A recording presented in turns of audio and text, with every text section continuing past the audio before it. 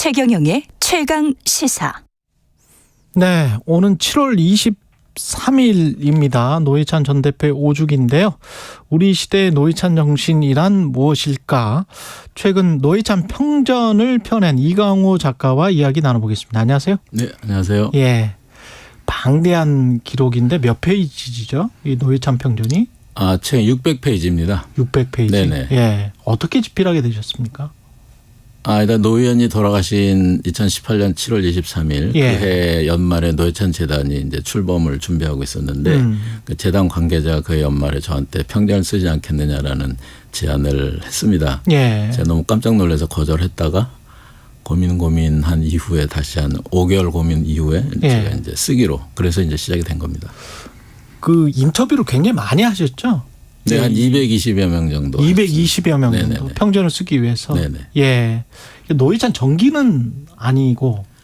그러니까 이제 이게 성격이 저는 이제 어떤 평전의 성격일까 또 아니면 전기의 성격일까 일대기의 성격 이런 이제 논의가 좀 있었습니다. 예. 근데 저는 어떤 본격적인 노회찬 정치의 평가보다는 그분의 62년 삶을 일대기적인 삶을 가급적이면 좀 객관적으로 기술하는 것이 객관적으로 기술하겠다. 네, 지금 현 단계에 필요한 거 아닌가. 예. 그분의 생각이나 무슨 리더십이나 그분의 뭐 언어 뭐 이런 부분은 따로 이제 집중적으로 좀 연구해서 나올 자료도 있을 수 있고 저는 전체적인 삶을 좀 한번 조망하는 전체적인 그런 삶을 방향으로 조망. 네네 예. 그렇게 쓰도록 노력을 했습니다. 예. 집필 기간이 어느 정도였죠?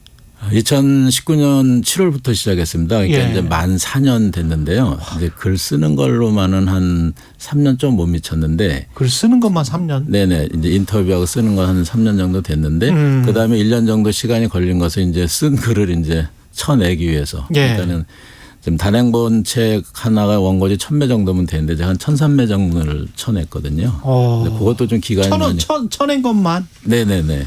한 3,600짜리 원고가 한 2,200매로 줄어들었는데 그 예. 이제 쳐내는 것도 그렇게 뭐 벽돌 빼듯이 쭉쭉쭉 빼는 게 아니라 과정이 그렇죠. 있기 때문에 시간이 좀 걸렸고 네. 나중에 이제 출판사와 저와의 이제 여러 가지 이제 의견을 좀 조율할 대목들이 있는데 예. 그 시간도 좀 걸려서 전체로는 4년 걸렸습니다. 야. 원래 출판사 발행 인식이기 때문에 사실은 작가님이 네. 뭐 그 관련해서는 정말 이제 프로신데 거의 그런 분도 4년이 걸렸군요. 거의 4년이 걸렸군요. 어쨌든 뭐 노연의 삶을 재구성하는 게 작가의 견해나 시각보다는 가급적이면 이제 그분의 살아왔던 모습을 해야 되니까 굉장히 많은 자료 인터뷰, 예. 또 팩트 확인 이런 게 굉장히 필요해서 시간이 예. 걸렸던 것 같습니다. 우리가 아는 노회찬이랄지 그의 발언이랄지 그런 건 좀 이따 이야기를 해보고 네. 우리가 모르는 노회찬의 면모는 어디 뭘 찾으셨어요? 저도 사실 그 노연님하고 민주노동당 때 잠깐 같이 일은 했지만은 예. 이게 가까운 편은 아니었거든요.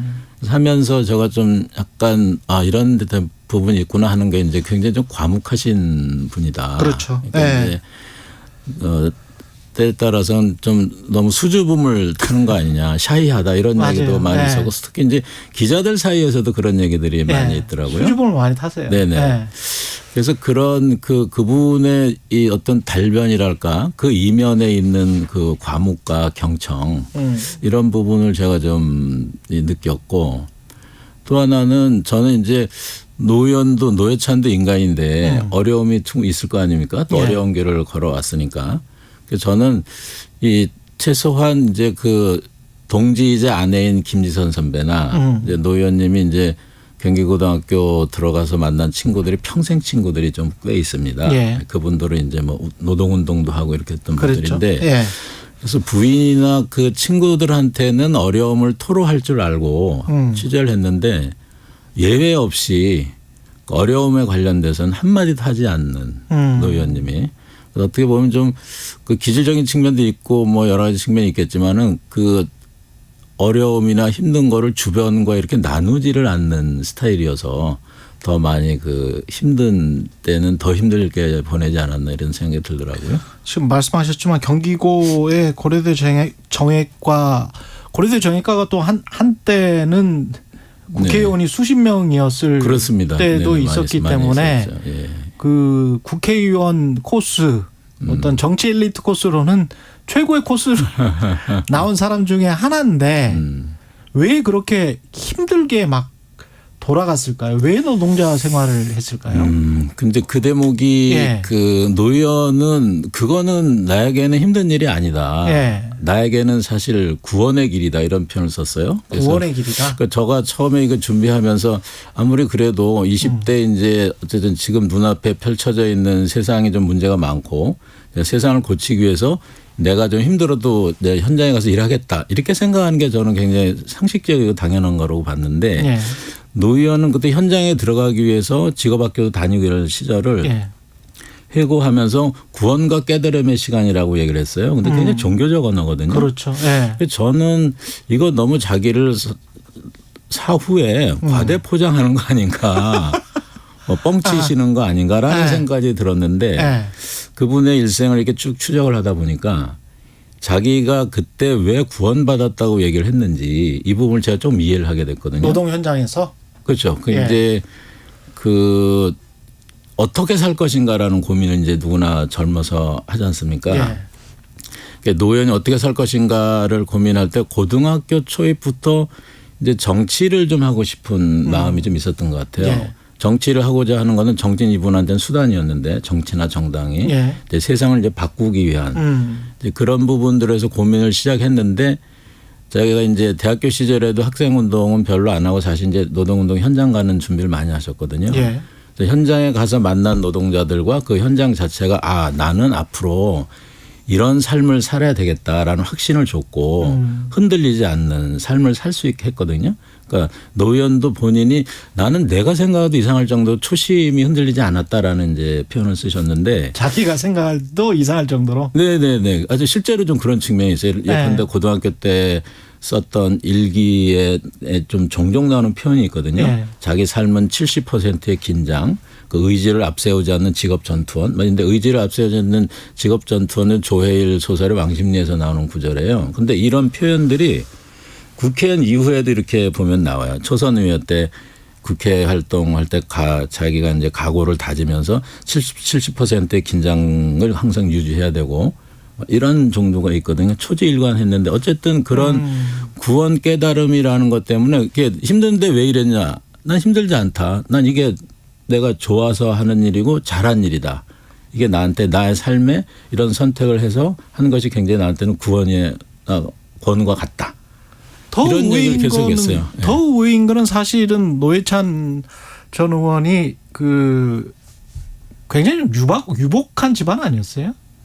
이제 첼로도 하고. 맞습니다. 예. 그러니까 재밌는 게 노 의원이 생전에 인터뷰를 하실 때 이 예. 부자였다는 말씀을 잘 안 하시고 예. 가난한 경우를 얘기를 많이 하셨는데 예. 실제로 두 분이 다 어머님이나 아버님 쪽에 이제 흥남에서 50년 12월에 이제 저기 피란 오신 분들이지 않습니까? 예. 그러니까 와서는 가난할 수밖에 없는데 예. 여러 가지 그 이후에 아버님이 북한에서는 지주였고 한 분은 예. 이제 지주, 한 분은 예. 이른바 보면 이제 상업자분이랄까 상업자분이고. 예, 그런 예. 쪽이어서 그래서 예. 부르주아로 이렇게 예. 돼 있었는데 그렇죠. 그러니까 남쪽에 와서는 단지 뭐 굉장히 힘들게 사셨죠. 굉장히 힘들게 살았는데 아마 아버님이 그 유엔 민사처라는 당시 그 기구에서 근무하시고 예. 그런 걸 활용해서 젊은 신혼부부가 53년에 결혼하셨는데 신혼부부가 어떻게 좀 살아야 될까 어떻게 자식을 키워야 될까 고민하다가 아마 이제 약방을 차리셨고 그때는 이제 약종상 제도라고 해서 조제는 하지 않고 약만 판매하는 그 데가 있거든요. 그런 약국 시스템이었는데 그 어머님이 그 약국을 운영하시고 아버님은 이제 제약회사를 다니시고 예. 그것은 유엔 민사체에서 아버님이 이 방역이나 이런 일을 관련된 일을 하셨는데 예. 그거하고 이제 연관된 거를 이제 인맥이라든지 경험을 활용해서 약국을 차리고 제약회사를 들어가고 그냥 그러셨던 것 같은데 이제 그 결과 가난에서 일찍 좀 벗어났습니다. 그렇죠. 지금 말씀하신 것처럼 사실 이제 첼로 또 배웠는데 그 당시에. 첼로 배웠다 지금도 많지 않습니까? 예. 첼로 배우는 분은 많지 않은데 예. 그 첼로 구입 비용도 굉장히 좀 그렇죠. 비싼 첼로를 예. 사주시고 부산시향 수석 첼리스트한테 이제 배우고 이게 돈이 많다고 또 돈 있다고 다 그렇게 하시는 건 아니잖아요. 그렇죠. 근데 이 돈을 이렇게 자식들의 교육과 문화적인 어떤 소양을 키우는데 부모님들이 의식적으로 많이 그렇죠. 좀 노력을 했었던 것 같아요. 근데 이제 그 생을 스스로 끊으셨는데 그게 네. 이제 부끄러워서. 예, 이제 그때 어떤 판단이었을까요? 굉장히 이제 조심스럽습니다. 이 부분에 네. 대해서. 그 제가 마지막 부분에 사실은 그분의 마지막 선택에 대해서 글을 써야 되나 말아야 되나 고민도 솔직히 했거든요. 왜냐하면 그 전에는 그분의 어떤 발언이라든지 기록이라든지 주변의 증언 가지고 했는데 네. 이건 이제 그런 게 없지 않습니까? 예. 그럼 제 추정이라든지 제 견해가 될 것 같은데 이걸 쉽게 쓸 수 있을까? 이제 그것 때문에 굉장히 좀 고민을 많이 했는데 어쨌든 결론은 주변에서도 뭐 그런 의견이 있었고 저는 당신이 한 몇 년 동안 그 평전을 준비했으니 그런 경험이나 그런 거 입력된 여러 가지 자료를 보고 또 노 의원의 마지막 선택에 대해서는 설명을 좀 해야 될 의무가 있지 않느냐 이렇게 이제 얘기를 해서 좀 간단하게 했는데 부끄러움과 가장 그 노 의원은 일생을 보면 그 뭐한 사람이냐 하면은 대중적 진보 정당을 만들고 예. 그 진보 정당을 대중화로 하고 그래서 그 진보 정당이 언젠가는 자기 사회 50년이 되더라도 이런 표현도 직접 쓰셨는데 그래도 진보 정당의 집권을 향해서 사실 자기 몸을 던진 게 일생이거든요. 예. 그래서 어느 분들은 이제 선당 후사다. 당을 먼저 하고 개인은 뒤로 한다. 그런데 제가 볼 때는 선후가 없었던 것 같아요. 그냥 당 자체가 그 노연의 확장된 자아다. 이렇게 이제 삶을 사셨고 실제로 삶의 모든 시간의 실천이 대부분이 그쪽으로 기울어졌고 사실 마지막 선택 자체도 당당히 앞으로 나가라고 얘기를 하고 이제 세상을 떠나셨잖아요. 그렇죠. 예. 그러니까 이분은 이 첫째는 그 마지막 남기시는 글을 보면은 당에 누가 되면 안 되겠다라고 얘기한 거거든요.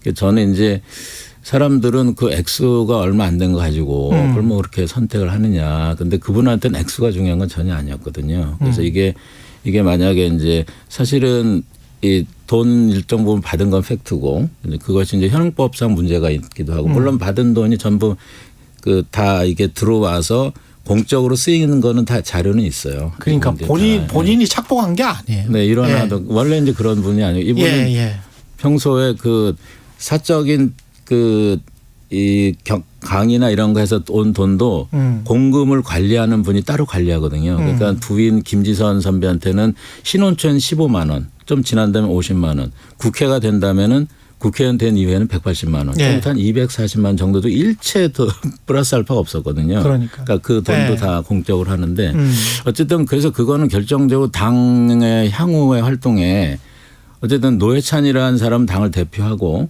작은 정당의 진보 정당의 그 정치하는 분으로서는 굉장히 많은 국민들의 신뢰와 관심과 애정을 가지고 있었는데 그게 이제 토대부터 무너지면 이해하려고 하는 사람 이해를 하겠지만은 실제로 이 당의 앞남날의 문제가 많을 것이다. 근데 지금 이제 돌아가신 이후에 안타까워서 생각하는 부분하고 그렇지 않을 경우에 지금 사람들은 노 의원은 어떻게 생각할 것인가 여러 종류가 있겠죠. 이해하려고 드는 분도 있고 이해 못하겠다는 분도 있고 이해는 하지만 정치적으로 공격하시는 분도 있고 그렇죠. 이럴 경우에 이제 당에서 누를 끼치는 부분이 본인으로서는 자기의 무한 사랑, 무한 책임의 대상이 당인데 그거를 참 이렇게 이런 선택을 하지 않으면 나올 수 있는 거를 많이 철저하게 좀 계산을 하고 이제 밀려서 자기가 선택한 게 아니라 주체적으로 판단을 하신 게 크지 않나. 그럼 만약 하나만 딱 말씀드리면은 그런 사실을 이제 돈을 받은 거는 본인은 잘 알고 있을 테니까. 그러니까 2018년 4월부터 이게 보도가 시작돼서 이제 7월에 돌아가셨는데 그 기간 동안에 수많은 부인을 하신 거가 본인이 굉장히 좀 힘들어 하셨을 것 같아요. 시간이 지나면은. 내가 거짓말. 네네, 맞습니다. 예. 그런 적이 없었는데. 거짓말. 마지막으로 짧게 한 네네네. 30초 남았는데요. 예. 노회찬 의원이 우리 한국 정치에 주고 싶었던 메시지는 뭐였을까요? 예. 81년 이후 민주 반민주 시대는 벗어났고 그러니까 노 의원 말씀이 자 민주를 해보다가 안 되고 독재로 다시 돌아가자 이런 건 아니거든요. 그러니까 그렇죠. 민주 반민주를 넘어서서 진보와 보수가 경쟁하는 정치 시스템이 있어야지 그 국민의 삶이 나아진다. 노 의원은 정치는 국민들한테 생선의 회를 잘게 썰든지 해서 회를 떠서 주는 거지 생선을 해부하는 게 아니라 그랬거든요. 그래서 이제 네. 국민들한테 해 뜨는 정치, 해 떠주는 정치 이런 이런 정치를 뭐 원했을 것 같습니다. 생선을 망쳐버리는 정치가 아니고. 네. 노회찬 평전을 쓴 이광호 작가였습니다. 고맙습니다. 네, 감사합니다. 이 시각 교통정보입니다. 먼저 하늘길 상황인데요. 김포공항에서 부산 김해와 울산